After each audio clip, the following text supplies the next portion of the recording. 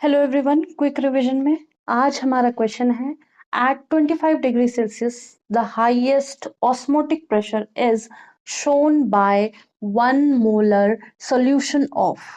मतलब हमें 4 ऑप्शन दिए हैं, इन सब का जो कंसंट्रेशन है वो 1 मोलर है और सब किस टेम्परेचर पे हैं, 25 डिग्री सेल्सियस टेम्परेचर पे हैं। इन सब में किसका हाईएस्ट ऑस्मोटिक प्रेशर होगा।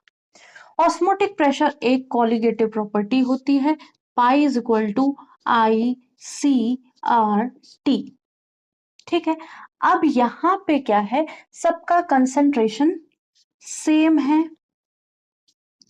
आर तो गैस कांस्टेंट है, ये सेम ही रहेगा। ये भी 25 डिग्री सेल्सियस है, ये भी सेम है। तो किस पे ये चीजें डिपेंड करेंगे, तो पाई हमारा डायरेक्टली प्रोपोर्शनल होगा आई के। ठीक है, और यहाँ पे क्या होगा, नंबर ऑफ आयंस पे डिपेंड करेगा। ठीक है, जो सॉल्यूशन होगा, सॉल्यूशन का जो ऑस्मोटिक प्रेशर होगा वो किस पे डिपेंड करेगा, नंबर ऑफ सॉल्यूट पार्टिकल्स पे। ठीक है, या नंबर ऑफ आयंस पे। तो pi depends on number of solute particles। ठीक है, तो ये रहा कॉन्सेप्ट। अब ये पार्टिकल्स कैसे हैं, ये पार्टिकल्स हमारे आयंस की तरह दिखेंगे, अभी हम समझेंगे। ठीक है, आयंस की तरह है। तो जब भी हम 1 मोलर सॉल्यूशन की बात करेंगे तो सब में कंसंट्रेशन तो 1 मोलर है। अब हम देखेंगे, जैसे ये एक तरह से सॉल्ट के फॉर्म में। ठीक है, ये क्या है, सॉल्ट के फॉर्म में, इसको हमने सॉल्यूशन बनाया, वाटर में मिक्स किया, तो हमारे पास Ca2+ बना, +2 Cl- मिला। ठीक है, इसको भी हमने सॉल्ट की तरह ही देखा है, K+ और Cl- में ये डिसोसिएट हो गया। ग्लूकोज का यूनिट एक ही रहेगी। ठीक है, जैसा ग्लूकोज था, पानी में घुलने के बाद वो ब्रेक नहीं होगा, यूरिया भी पानी में घुलने के बाद ब्रेक नहीं होगा।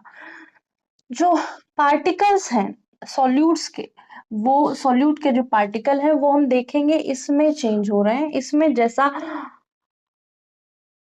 सॉल्यूशन बनने के पहले था वैसा सॉल्यूशन बनने के बाद इसका बिहेवियर है ग्लूकोज और यूरिया का।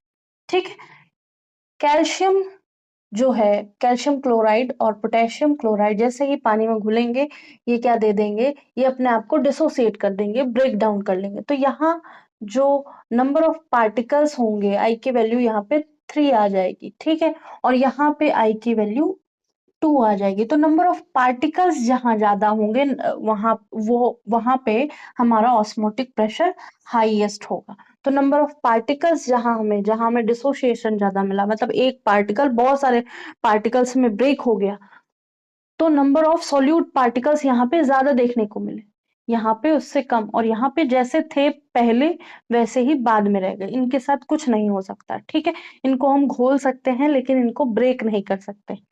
ठीक है, और ये क्या होते हैं, सॉल्ट जो है तुरंत ही आयंस में ब्रेक हो जाते हैं, इसलिए यहाँ ऐसा हुआ। तो सारी चीजें सेम थी, केवल हमारा नंबर ऑफ सॉल्यूट पार्टिकल्स पे डिपेंड कर रहा था ऑस्मोटिक प्रेशर। तो इस तरह से आप क्वेश्चन को देखेंगे। और क्विक रिवीजन में ये जो क्वेश्चन हम लोगों ने किया है आज, ये 2000 में आया है पीजीटी का, यूपी पीजीटी में 2000 में आया है, प्रीवियस ईयर क्वेश्चन है। तो होप सो ये समझ में आया होगा।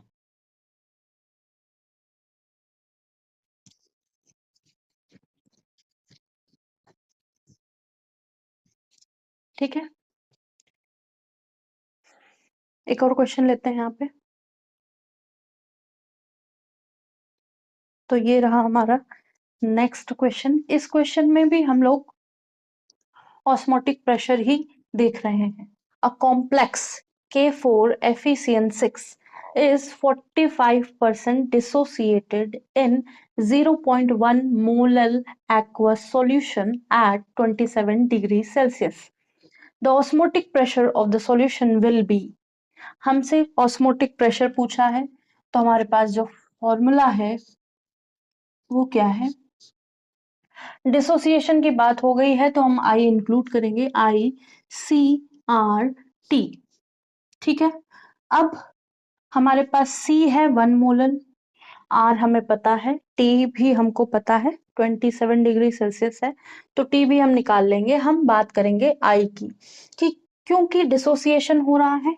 अब K4 जो है, K4 FeCN6 जो है, जो अंदर इस बिग ब्रैकेट के अंदर जितने भी आयंस होंगे वो तो ब्रेक करेंगे नहीं, इस ब्रैकेट के बाहर वाले ब्रेक करेंगे। तो यहाँ पे क्या बन जाएगा, 4K+ बन जाएगा, और एक FeCN6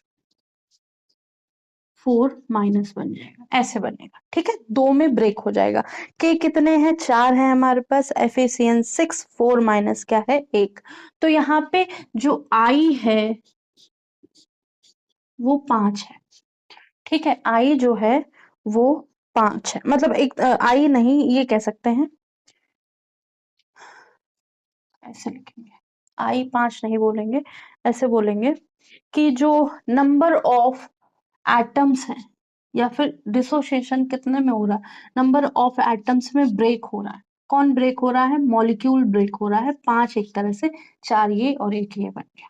अब आई का जो फॉर्मूला होता है, आई को निकालने के लिए क्या करते हैं हम, डिसोसिएशन कांस्टेंट लेते हैं, वो हम यहाँ पे लेंगे, पहले 1 था प्लस n-1 इंटू अल्फा, जितने नंबर ऑफ पार्टिकल इन्वॉल्व हुए।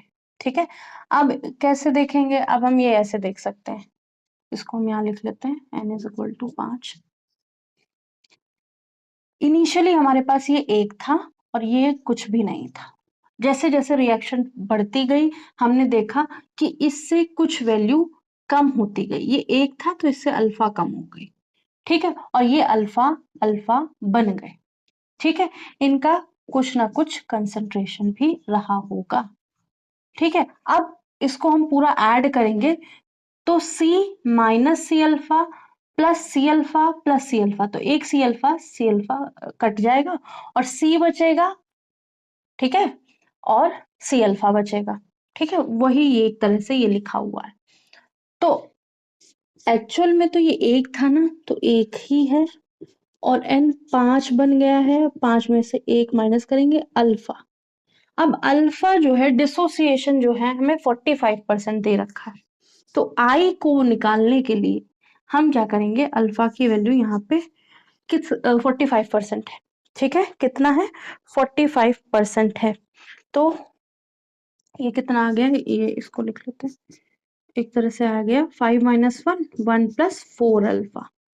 ठीक है, तो 1 + 4 इंटू 45%, 45% ऐसे लिखेंगे, 45% ऐसे ही लिखेंगे। ठीक है, तो इसका आंसर कितना आएगा, 1 + 1.8। ठीक है, 1 + 1.8, इसकी वैल्यू 1.8 आएगी। ठीक है, करके देख लेते हैं, 4 पंचे 20, 0 हाथ से लगे तो मतलब कैरी, और 4 इंटू 4 16 + 2 18, और क्योंकि 100 है नीचे तो यहाँ पे 0, 180 आएगा, 180 से 1.8 बन जाएगा, ये 2.8 हमारा आई बन गया। अब हम निकालते हैं वैल्यू। ठीक है, तो हमारा, हमको पाई निकालना है, आई की वैल्यू 2.8 आ गई है, और सी है 0.1 मोलर। क्योंकि सारी जो वैल्यूज हैं वो एटीएम में दे रखी हैं, तो हम लिखेंगे 0.0821 इंटू जो टी है वो 27 डिग्री सेल्सियस है, तो 300 केल्विन बन जाएगा। ठीक है, अब इसको सब हम मल्टीप्लाई कर लेंगे, मल्टीप्लाई करने के बाद जो हमारा आंसर आएगा वो 6.89 एटीएम आएगा। ये रहा हमारा आंसर, सी हमारा आंसर हो जाएगा। कोई भी ऐसा क्वेश्चन दिया हो, कॉम्प्लेक्स देखेंगे, कॉम्प्लेक्स को ब्रेक करेंगे, ब्रेक करने के बाद हमें नंबर ऑफ जितने भी आयंस मिल रहे होंगे वो n मान लेंगे। ठीक है, अब आई जो होगा 1 प्लस एन माइनस अल्फा होगा, एन माइनस 1 इंटू अल्फा होगा। अल्फा क्या है, जितना भी डिसोसिएशन दिया होगा वो हम लिख लेंगे 45%, ठीक है। जितने नंबर ऑफ आयंस में ब्रेक हुआ होगा वो भी हम लिख लेंगे एन की जगह। यहां से हम आई की वैल्यू निकाल के इसमें फिट कर देंगे। हमें CRT गिवन है, और अगर आर नहीं गिवन है तो हम यूनिट के हिसाब से उसको एडजस्ट कर लेंगे। तो ये रहा हमारा ऑस्मोटिक प्रेशर। होप सो ये क्वेश्चन समझ में आया होगा। दोनों क्वेश्चन ऑस्मोटिक प्रेशर से थे, तो इस तरह के क्वेश्चन हमें देखने को मिल सकते हैं। और ये भी क्वेश्चन हमारा पीजीटी 2002 में आया है, ये मेंशन जरूरी होता है, नहीं तो कुछ लोगों को लगता पता ही नहीं क्या पढ़ा रहे हैं। पीजीटी 2002 में आया है, यूपी पीएससी में भी आया है। पीजीटी 2002, यूपीपीएससी 2001 और 2001 और 1999 में भी आया, ठीक है। तो ये क्वेश्चन देखिएगा, समझ में आएगा। यूनिट्स हो सकती हैं चेंज, लेकिन इस तरह के क्वेश्चन आपको देखने को मिल सकते हैं। तो इसको यहीं रखते हैं, next quick revision next day करेंगे। आज के लिए इतना ही, थैंक यू।